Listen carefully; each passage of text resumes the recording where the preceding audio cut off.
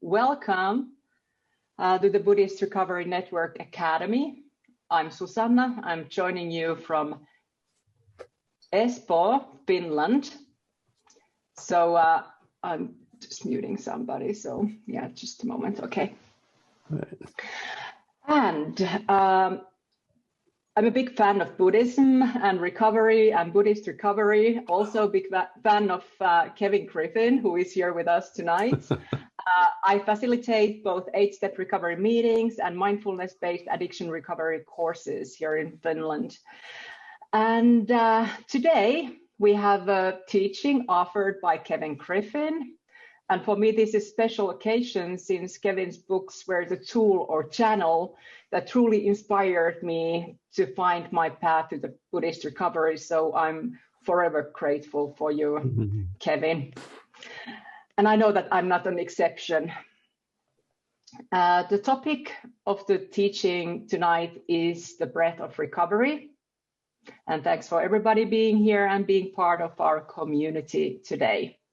So the format for the next hour will be so that there will be a short period of meditation, and then there will be a Dharma talk, and at the end, for about 10 minutes, there will be Q&A or questions and answers or reflection, depending upon what questions you, the participants, have for our teacher. And if you all could please keep your audio and video as well turned off while the teacher is on, that would be great.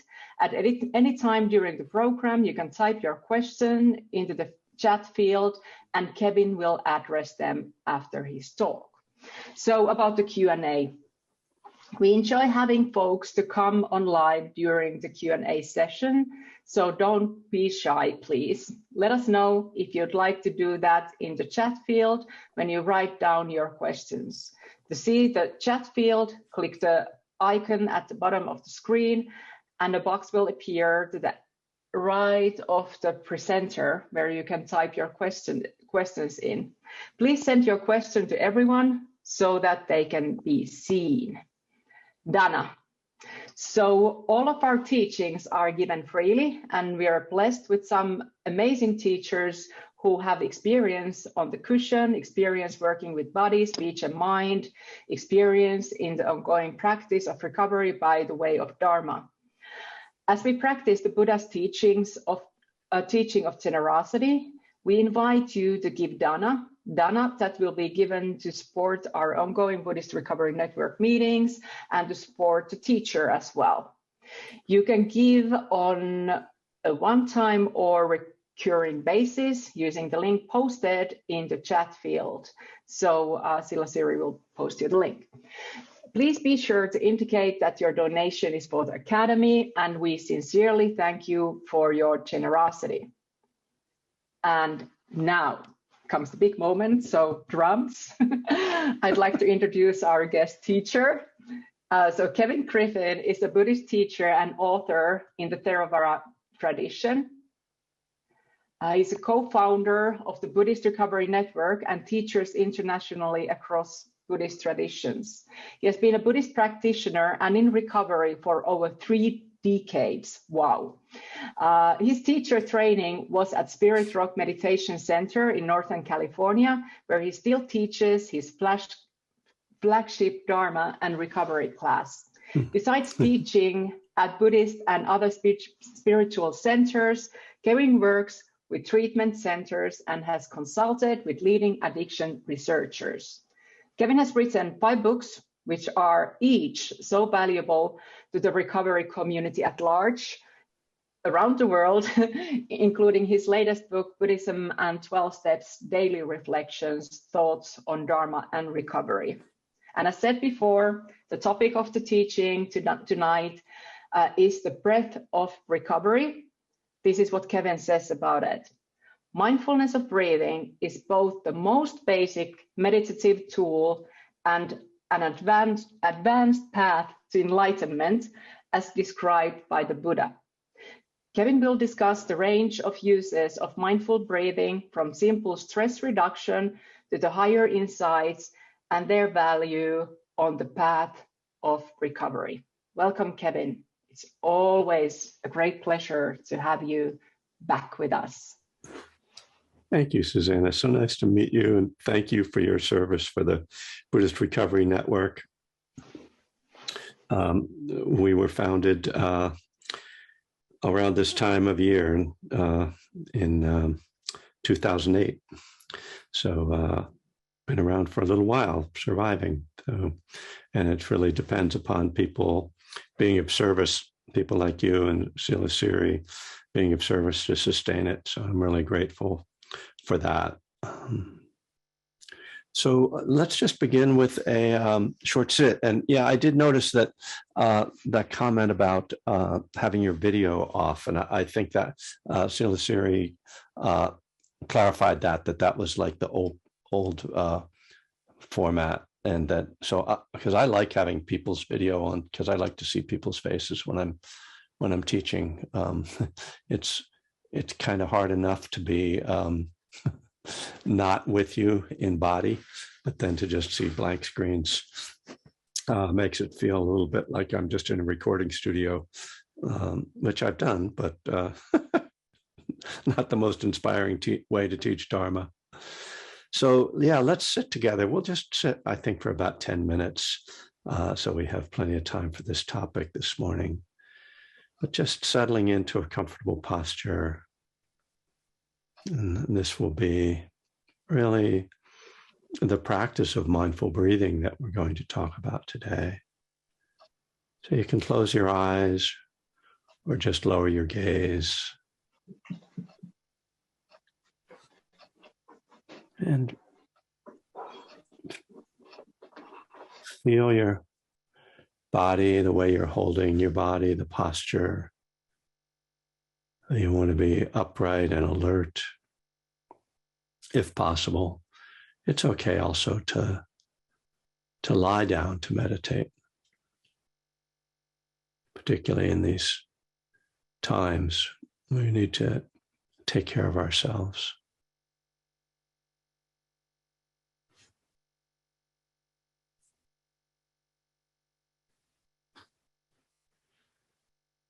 So just feeling your body breathing.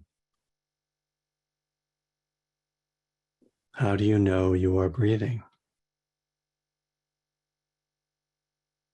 Of course, you would quickly be unconscious if you weren't breathing, but what are the feelings in your body? Without trying to meditate, but just to be aware you're breathing.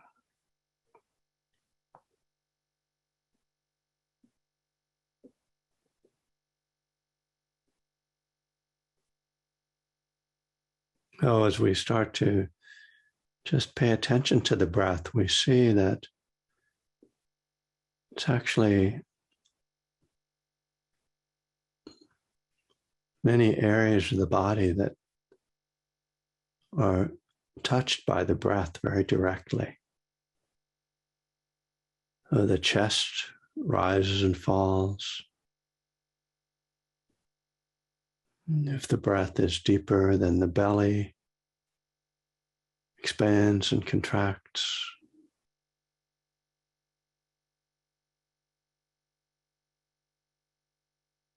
So within the whole torso, the ribs are expanding and contracting. And of course, the lungs are filling up and emptying.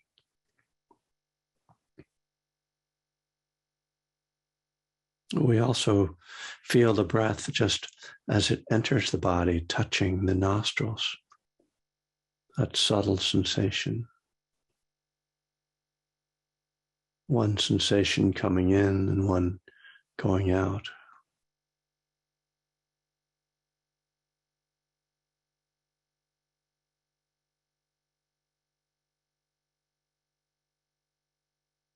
If we follow the breath,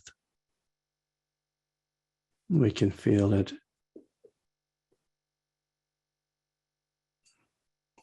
hitting the back of the throat.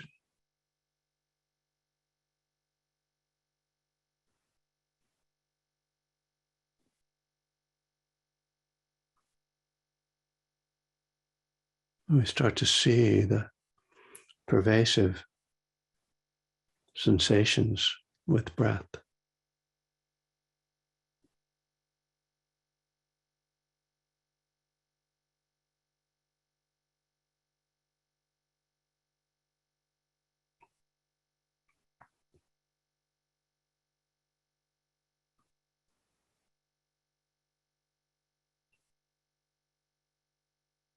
And then what's helpful for focusing the mind is to choose one of these areas of sensation as your primary focal point. So you might just place the attention at the tip of the nose.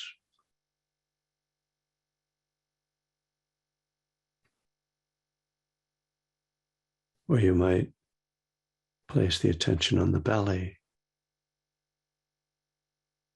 the stomach, or the chest.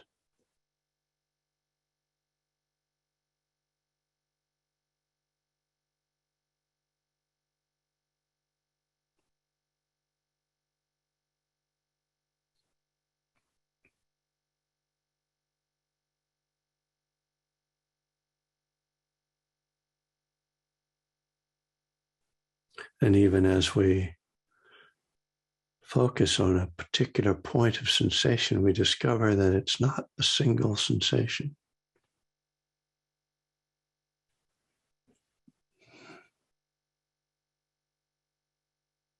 In fact, sensation is constantly changing in subtle and not so subtle ways.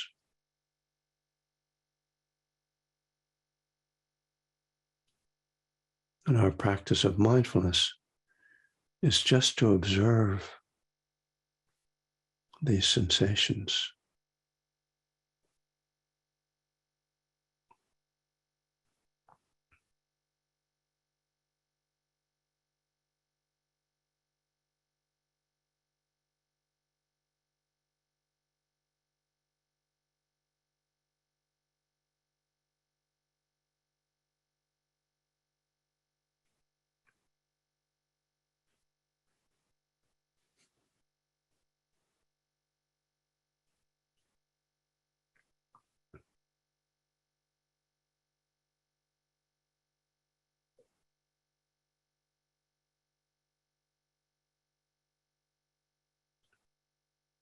It's very common, natural even, for the mind to wander when we try to pay attention to the breath. And so we gently return when we realize that we're no longer feeling the breath. We let go of the thought and come back.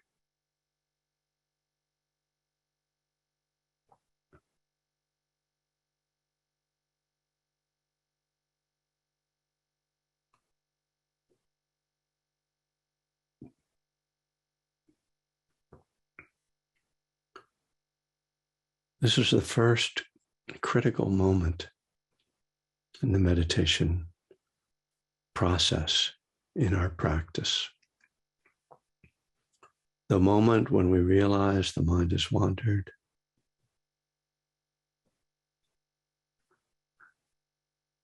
In that moment, we might react negatively, judging ourselves or being frustrated. When we do that, we're simply adding another layer of disconnection from the breath. And so we try to learn to be kind, accepting, gentle in that moment. Oh, the mind has wandered. Let me come back to the breath, to my friend, the breath.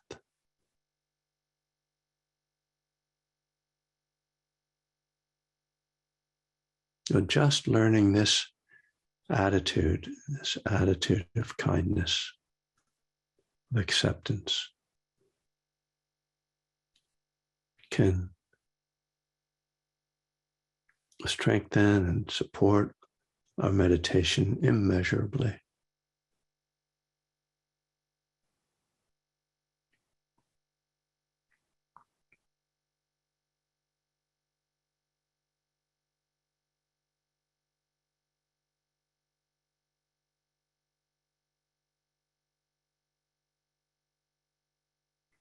This moment of realizing the mind has wandered is a moment of waking up. And in that moment, more may be revealed. What are the thoughts that obsess us? What are the habits of mind that we carry with us that persist? What do we learn about ourselves by noticing these thoughts?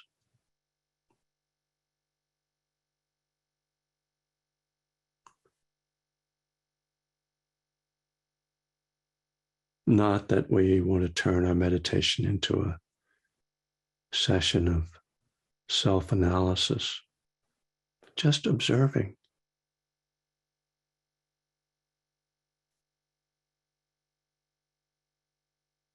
Very quickly an understanding arises without really analyzing, dissecting, just seeing.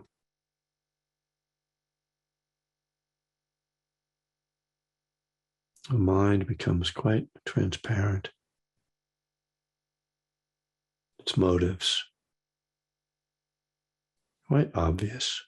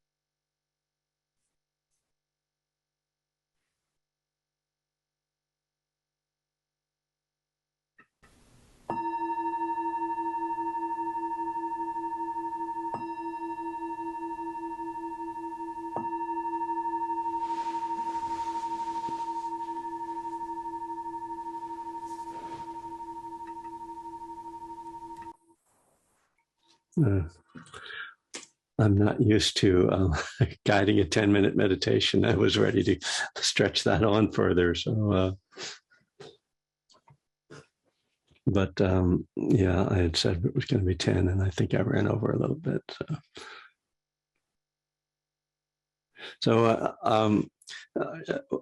When Susanna and Silasiri got in touch to remind me about this event, they asked me for a topic, and as I often do, I just try to draw from the work that I'm doing, whether in my own practice or more broadly in my teaching, the things that I'm focusing on as a topic, and so I came up with this title, The Breath of Recovery, because I've been working a great deal with the Anapanasati Sutta. I'll put that into the chat for people if I can type here. Just a moment. Got books pile up around me. Pati Sutta, and that means it's the discourse on mindful breathing, mindfulness of breathing. A very famous discourse in the Buddhist tradition, second only really to the discourse on mindfulness, the four foundations of mindfulness, Satipatthana. And when I say famous in the Buddhist tradition, I'm talking specifically about the Theravada tradition, but not to get into the whole discussion of Buddhist history and lineages. So yeah, this sutta is a fascinating and beautiful one, and one that we're all, whether we know it or not, we're all steeped in it, because it's really one of the key teachings on meditating. So every meditation teacher draws from it in one way or another. And so this morning, as I was doing my own practice, I was reflecting on the talk, and then realized, oh, didn't I write a book with the word breath in it somewhere? Oh yeah, and of course, thought of one breath at a time, and so I think maybe that's kind of a starting point, is that title, because as you know, I think everyone here probably understands that title was meant to be a play on the Alcoholics Anonymous and 12-step phrase, one day at a time. And I'm always grateful that I came up with that title, because I feel like it was the perfect title, and it's just an accident to think of a good title. And because it tells you just what the book is about. Oh, this is about recovery, because I recognize that phrasing, one something at a time. And then, oh, it's probably going to be about meditation, because people do meditation with the breath. So it kind of like tells you what the book is, which is great. But, when you think about what that means, the implication, to me, the implication, of course, and again, maybe this is obvious, but just to sort of jump off from there, the implication is that it's one thing to get through your recovery by saying each day, okay, I just have to get through today, right? That's the idea of one day at a time. It's like, okay, I don't have to worry about tomorrow. I know I've got all these problems that have to be solved, and, I'm getting divorced, and I got fired, and my kids hate me, but I just have to get through today and not drink and use, And that's great. Only 24 hours is a long time to get through especially when you're newly in recovery. But for each of us, we can have days where just this moment is the challenge. And so the idea of, I just have to get through this breath, just one breath, is sort of the outer limit of survival as a person in recovery. And so what is it about the breath, right? So interesting. In the Anapanasati Sutta, before the Buddha gets into the core teaching, he's talking to Ananda, his attendant, and he's been meditating, and Ananda says, well, what should I tell people you're doing? And the Buddha says, you should tell them that I'm practicing mindfulness of breathing, because that was his practice, right? And how remarkable and inspiring and beautiful is that we can do the same practice that the Buddha did. I mean, that's I find that kind of chilling in a beautiful way. Like he wasn't doing some like esoteric visualization and astral travel or something. He was just being mindful of the breath, and he became enlightened. Like, wow, okay, I think I can do the first part. I don't know if I can do the second part. I can do the mindfulness of breathing part. So in this, as I've been really studying the sutta, I have been reading a collection of books, and actually I'll mention them for you in case you're interested. So there's a book by Buddhadasa Bhikkhu called Mindfulness with Breathing, which is a really good, actually, I like that translation of the sutta. And then Thich Nhat Hanh has a book called Breathe, You Are Alive. It's about the Anapanasati Sutta, both of those. Then Venerable Analayo, who's the great modern scholar, just has a book called Mindfulness of Breathing. So they're pretty easy to find since they all are based on the title, other than Thich Nhat Hanh. There's also a book by a Western teacher called Breath by Breath. And I will say, and this is something you can get for free, like right now. It's just a little pamphlet kind of from Ajahn Pasno. And this is kind of what got me on this deal. It's called Nourishing the Roots. And it's available. I'm going to put the website in. It's available. This is just going to be all resources today. The Abhayagiri Monastery website.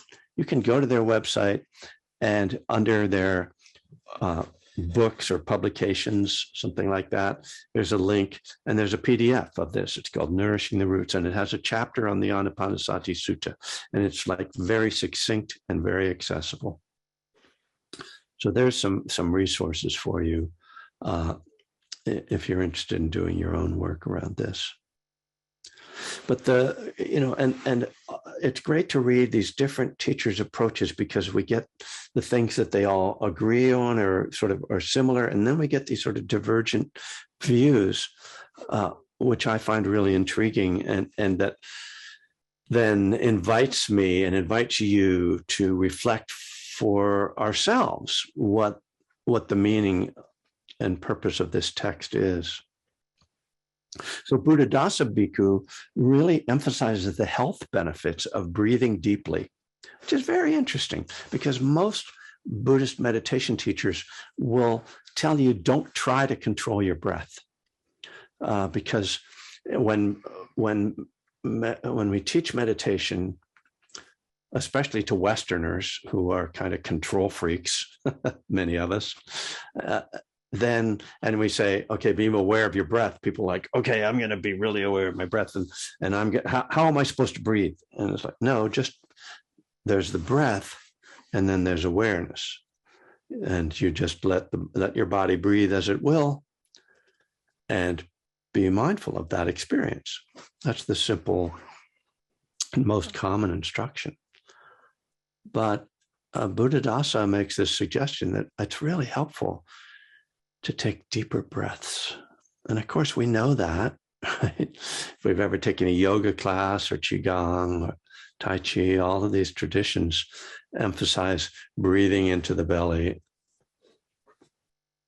So, okay, but, I don't think we can walk around all the time breathing like that, but it's a really good, reminder.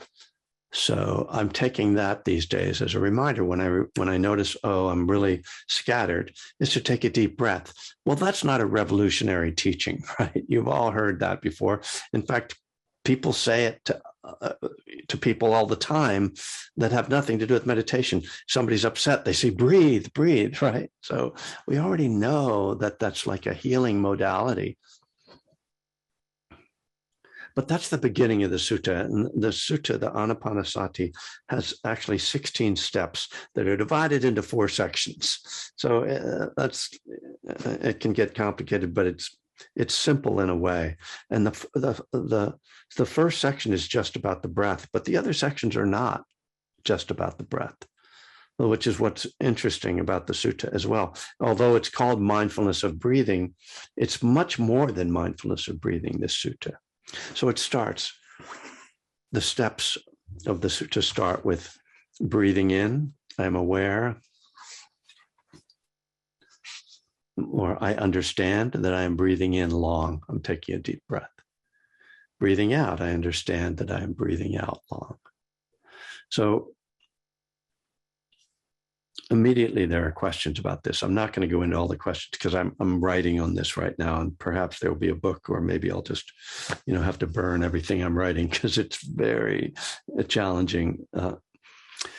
The second step is to notice when you're breathing in short. So it's like just the start of the process is to just kind of notice how your breathing is. So it's not like trying to control it at all at this point. It's just like, how am I breathing? Which can be really helpful, because when you notice that you're taking short breaths, let me just calm down and take a deeper breath. The next step, though, is to be aware of your whole body as you're breathing. So the thing that holds all these 16 steps together is that there is awareness of the breath as I'm doing these other things. So I breathe in, experiencing the whole body. I breathe out, experiencing the whole body. Well, we're very familiar with this as well in our meditation instruction, right? Most people at some point in their practice learn to work with bodily sensations, or you might work with Goenka practice of scanning or sweeping the body, right? Taking your awareness through the whole body. So you could be sitting and feeling the whole body as a single thing, or you might be sort of checking through it.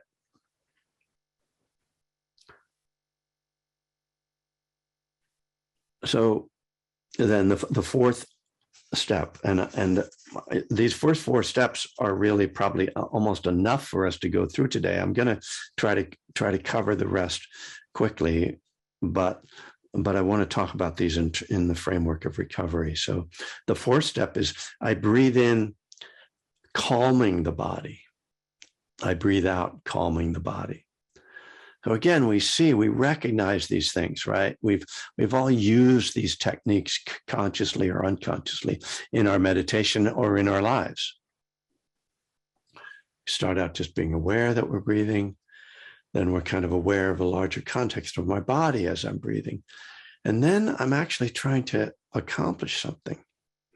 So we're going from just being mindful and just observing to bringing intentionality, to trying to use the practice, use the breath to calm the body. It's not just mindfulness now. This is what we would call right effort, right, in the Eightfold Path.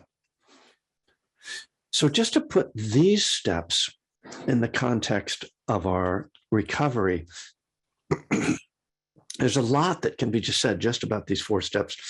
First, that when we tune into the breath, it brings us into the present moment, which is such a critical thing for people in recovery. We are so much lost in the past and the future. And the past and the future cripple us in many ways. Our regrets, our trauma, our guilt, our shame, all those things from the past that we carry. Maybe even worse than all of that is the conditioning about our beliefs about ourselves. Well, this is who I am, right? That belief system. So just coming into the present moment, all of that is gone. That's just in my mind. It doesn't exist in any reality except in my mind. All of that past stuff. Right now, what is real is this breath right here. Okay, can I just be here right now? Okay. So I start with that. And then I realize, not only do I have breath, but I have a body. Wow. And the implications of that for an addict are huge, right? Because the way we've harmed our body, the way we've treated our body, the need to take care of our body. When we get clean and sober or come into recovery, we realize, it's not just the drugs and alcohol. My eating, my exercise, my sleep, everything was dysfunctional. And all of that needs to be healed. And, one step at a time, one breath at a time, one day at a time, we start to heal around the body. And, for sex addicts, for food addicts, the implications, again, are very deep and broad because all the craving is right there existing in the body. And we have to learn to live with those feelings. We have to learn to be with the body. So many of us, so many people in recovery, and I run into this a great deal, people feeling disconnected from their body, feeling that, they're afraid of feeling their body, feeling into their body, or because of trauma, it's a scary place to go. So there's so much work to be done around this. And that's step 3, right? Well, we get to step 3, and sometimes we realize, I need to go back to step 1, step 2 here. I need to just breathe. So the breath is actually our gateway into gently feeling into the body. We gently allow whatever is showing up to come and to be touched, to be felt, and only as much as we can manage in a given moment. So particularly around trauma or, deep painful conditioning in the body, we don't try to go, oh yeah, welcome, I'm opening now because I'm a Buddhist and I'm in recovery, let it all come. No, because that can re-traumatize. So if we realize that there is stuff in there that's scary for us and feels dangerous, we breathe and we hold and we remember that this is just, we are here right now. This is not the past. This is now. I'm feeling this, and we feel what feels manageable, and then we stop. If it starts to overwhelm, then we just come back, just breath. Keep it simple. So very careful, and a lot of work with therapists and others, can be done around this. And I'm not a therapist, so I'm not going to try to give you more explanation around that. But the next step, the 4th step, the tranquilizing the body, then becomes one of the most valuable pieces in this process. Because, of course, what's the most famous mindfulness program? Mindfulness-based stress reduction. Well, that speaks to the need for this calming aspect of the breath. And we see this process that's being described in the sutta isn't something artificial. It's not really imposed. If you practice mindfulness of breathing, you will gently and gradually, naturally open to mindfulness of the body. And as you do that, you will naturally start to develop calm. But it's helpful to have this pointed to so that we say, okay, I'm with this, I'm breathing, I'm feeling my body. Now I'm going to see if I can really calm myself. And this is, for me, it's always the exhalation is the calming breath, right? The inhaling is the energizing breath. The exhaling is the calming breath. And we start to use that. You can use visualizations. These are often suggested by many of the masters. Visualizing, Thich Nhat Hanh says, visualize a pebble being dropped into the water and dropping down to the floor of the ocean. I have a kind of, it's not quite a visualization. It's more of like a felt visualization that I feel just energy flowing out and downward through my body into the earth. This connection with the earth is a really good way to connect with this practice. The practice of sitting like a mountain that John Kabat-Zinn talks about. So we see that just these opening stages can be critical supports for their recovery. And when I say, I know in some ways, I'm thinking of this as like kind of early stages of recovery. But as Susanna mentioned, I've been sober for 36 years, and I work with these 4 steps on a daily basis. It's foundational. So very powerful and remarkable that, wow, we're 1/4 of the way through the sutta, and look how much transformation can happen just in these early stages. So I'm going to take you through the rest of the sutta a little more quickly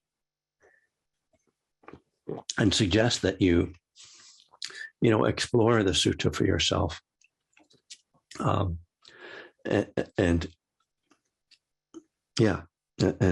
real, because this can become just a guiding teaching for a long, long time.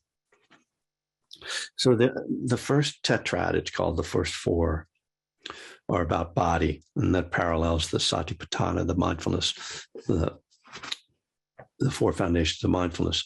So the second tetrad, the second 4 steps, are about feeling or feeling tone.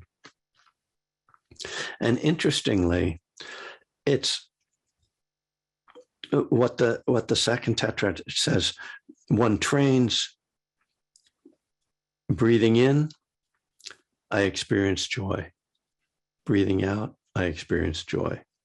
One trains breathing in, I experience happiness. One trains breathing out, I experience happiness. I find this striking and surprising.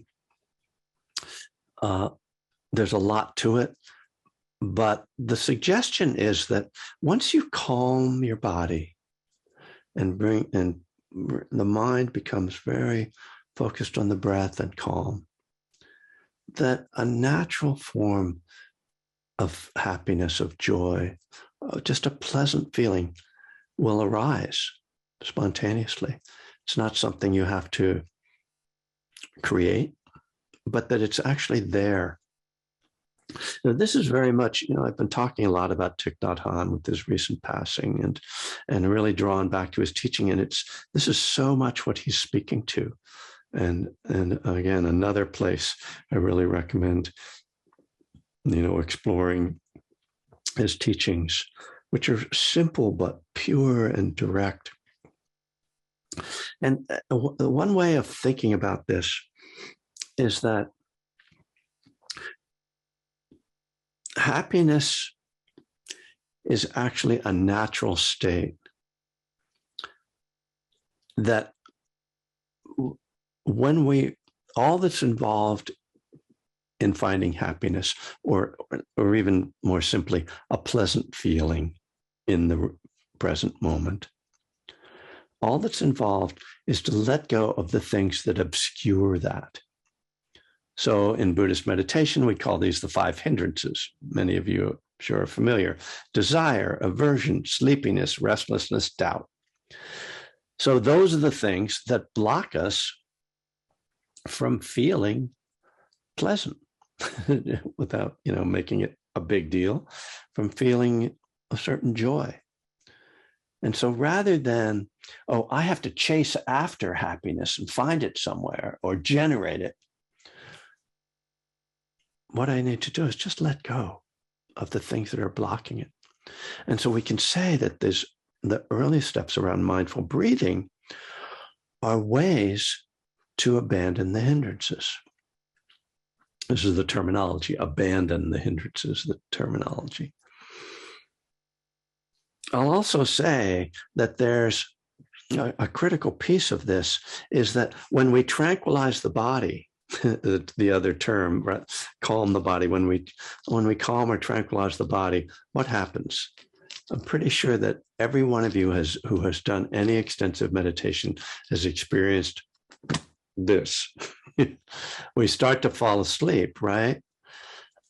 And so we discover that in the teachings, there's a critical balance that has to be achieved between concentration, which is very calming and can be sleep-inducing, and energy.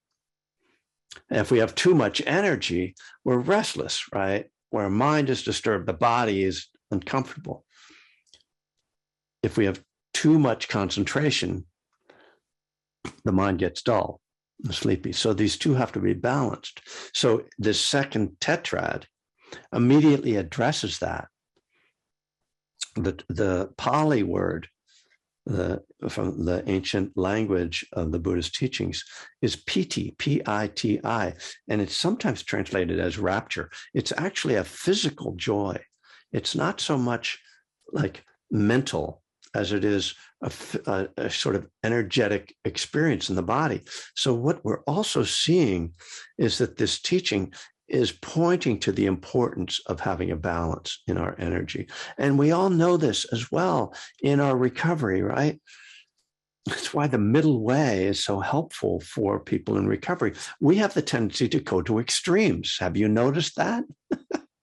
Right? I can get really concentrated. I'm going to get as concentrated as possible. Whoops. oh, I need energy. I need to get out there. I'm going to run do a triathlon, No, just like, try to keep some balance, right? And so, oh no, I need the third cup of coffee because I don't have enough energy, right? An extra Xanax. I'm not, so this balance is so critical for us. And it has these emotional implications as well, right? Because when we talk about tranquilizing and energizing on the dysfunctional emotional level, we're talking about bipolar, talking about depression and mania. And these are the energies that get, when they go to extremes, of course, become pathologies for us. So working with energy for addicts is really, really important. What our drugs were so much about energy. Alcohol masks fatigue. So thank God it's Friday. TGIF is like, well, I'm wiped out from the week. Let me get drunk because that'll mask my fatigue until I pass out, right? Or let me drop some speed, or I'm too wound up. Let me get some downers, and a lot of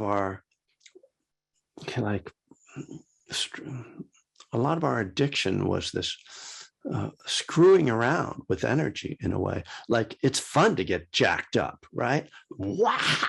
Yeah. So I'm getting myself excited here.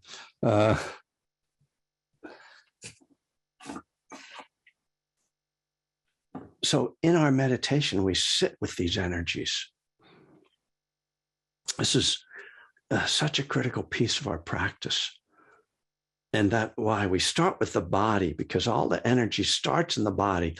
It is reflected in the mind, and the mind, influences the energy as well. But we start with working with the body and becoming comfortable with and learning how to hold different energies, pleasant energies, unpleasant energies, sad energies, excited energies, joyful energies, breathing with all of those, right? Breathing with mindfulness with breathing. So I can see I'm running out of time, so I'll wrap up this tetrad and then briefly kind of outline the next two for you. So this tetrad starts with experiencing joy, experiencing happiness, and then it's experiencing how those influence the mind, mental formations, how the pleasant feeling forms a thought and we create a mind state. And then the last step in this tetrad is to calm the mind, calming the mental foundation formations. The next tetrad is about just mind, which is more on the kind of a pure awareness level, rather than on watching my thoughts and the sort of typical ways that we think about mind. As you probably are aware, in Buddhist meditation, there's then this broader awareness when we become aware of awareness itself. And at this stage, we're just kind of sitting back, observing this space of mind. In the context of recovery, to me, this is like the beginning of really getting the broad perspective and realizing, it's a dance. It's a wild dance, and I don't have to join in. My addiction is like a story. It's a conditioned creation, and I can just be a step away from it. And this is where we develop equanimity. So in this stage, there is this broader awareness, and then there is a concentrating, and then what's called liberating the mind, which to me means really being free from being stuck in self. and identifying. So that's part of, right, this broader view of like, oh, yeah, I'm an addict, and there's a bigger view, which is that I'm not an addict. I'm not an addict. Those are just names. Those are labels. That's a creation of mind. That behavior was a creation of mind. And I don't have to participate. I can be free from that. Now, I'm not suggesting this as like, okay, I'm not an addict anymore, because I know what follows that. Well, if I'm not an addict, why can't I go? There's a pot store right down the street. I mean, come on, I live in California. They'll bring it to my door. It's not a problem. It used to be I had to go to the dealer's house. Nowadays it's so easy, or get a 6-pack. I'm not really an alcoholic, No, that's not what I'm talking about here. I'm talking about really another level of awareness. So this, in the sutta, is when the mind really starts to become so deeply concentrated that there's just no more selfing. And with that, we go into the last tetrad, which is about impermanence and letting go. And it's just seeing impermanence. And we have to see this on a deep level, we have to be very, very quiet. The mind needs to be very quiet to see this. This is why this comes at the end of this process. There's disidentification, there's concentration, there's letting go of selfing. And now I can see the process. And I can see the process of creation, and I see the process of cessation. And then finally, there's a complete letting go.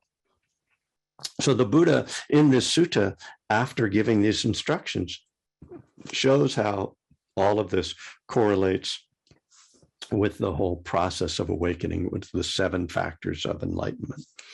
And so this is why I said in that brief description of the class that this practice starts with the most simple meditation instruction, but it leads, if we work with it, and when I say work with it, I mean you come back to this over and over and over and over and over and over for years and years and years, probably, then there's this gradual awakening. There's this transformation that can happen through it. And it's such a beautiful, powerful teaching. And I'll just finally say that many of the experts and masters that I've been reading suggest that even if you're not, you're looking at these different stages and you're like, I'm not really there, you can still do,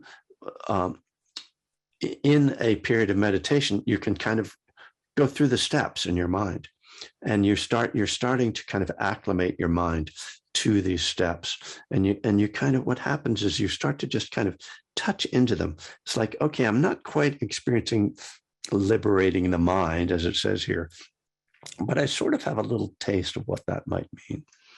So, I recommend for your own practice that you look at this sutta and work with this. And with that, I will open it up, see if there are any questions. And thank you so much for listening. And I hope this was helpful. Thanks, Griffin. Much gratitude for the wise words.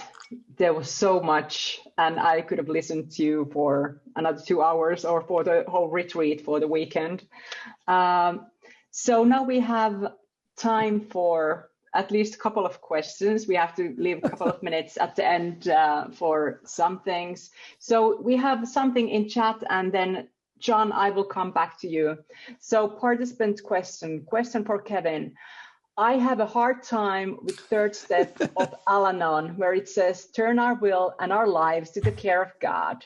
As a longtime Buddhist, I don't believe in an external God that I can turn things over to.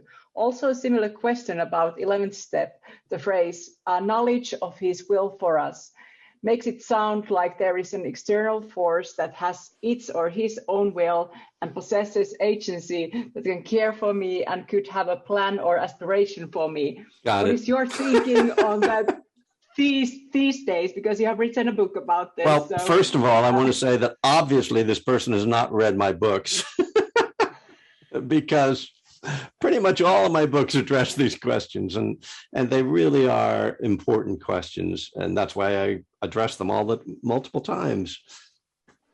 Very difficult to do in just a brief response. That's why I wrote my second book is entirely about higher power. But let me, if I can boil it down in the simplest words, I turn my will and my life over to the care of the Dharma. And that means that I try to align my life, I try to align my thoughts, my words, and my actions with the law of karma. The law of karma is more powerful than me. And, I can't get the law of karma to do what I want it to do. If I'm selfish, I pay the price for it. If I drink and use, I pay the price for it. There are always karmic results.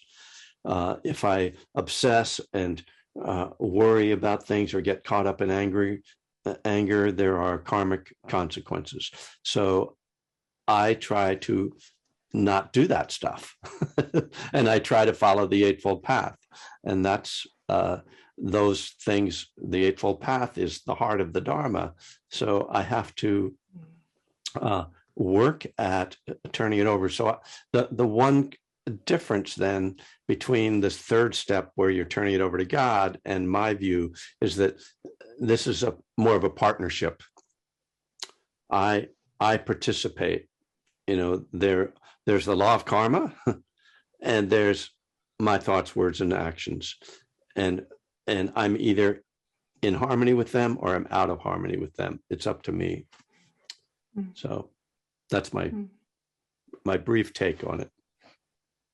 Thank you very much. And you know what? The time is running out. Yeah. And we are just starting to have the most fun. But, sometimes it is like that. But we need to be gone about 9 o'clock. So 9 o'clock my time. So that'll be in 3 minutes. So we have some announcements as well. So unfortunately, let's see. So let me just say, if people want to be in touch with me, you can email me through my website, which is kevingriffin.net. And so, please, and I've got classes going on twice a week on Zoom right now. So people are welcome to join them. Those are free and open. So yeah, just come to my website and join in. Happy to talk with people and take more questions from people. I'm sorry I didn't leave more time for questions. That's okay, because we are going to share some resources as well. And maybe Silasiri will help me with posting the links to the chat. And we will leave the meeting open for a few minutes after this, so you can copy all the links that you want. So first of all, there's Kevin's website link that is going to be in the chat. And then there's for the book Buddhism and the 12 Steps Daily Reflections. And you can also find other books, all Kevin's books, from his website. And then there's maybe you want to advertise this a little bit, Kevin, the retreat that is coming, Dharma and Recovery retreat in May 15th through 20th. It's on the front page of my website, so it's the best thing. Yeah. In Northern California, 5 days of an intensive meditation retreat. Oh, I'm sorry, and I apologize. It looks like I'm sending the links to someone directly because there's so much chat. I will repost them to everyone. Sorry. That's okay. So just let go, like Kevin said, that's something that stuck to my mind. Okay, so your generosity can help us to strengthen the recovery community and grow the academy, and can be a practical expression of gratitude and metta also for the teacher here. So we invite you to practice generosity and give dana in support of these teachings to be shared with our teacher and with the Buddhist Recovery Network. And the link that will be posted to the chat will take you to the Buddhist Recovery Network website, and please indicate that your gift is for the academy. We can be also found from Facebook, so you can find stuff from there. Then there's going to be a link to the podcasts of Buddhist Recovery Network, and the next event is going to be on Sunday, March 6th, with Kyra Jewel Lingo. I want to thank everybody, especially Kevin, for joining us today. It has been a pleasure, and something that I want to say to the end. May the merit we've gained benefit all beings. May we all be well, happy, and peaceful. Thanks, Susanna. Thanks, Kevin.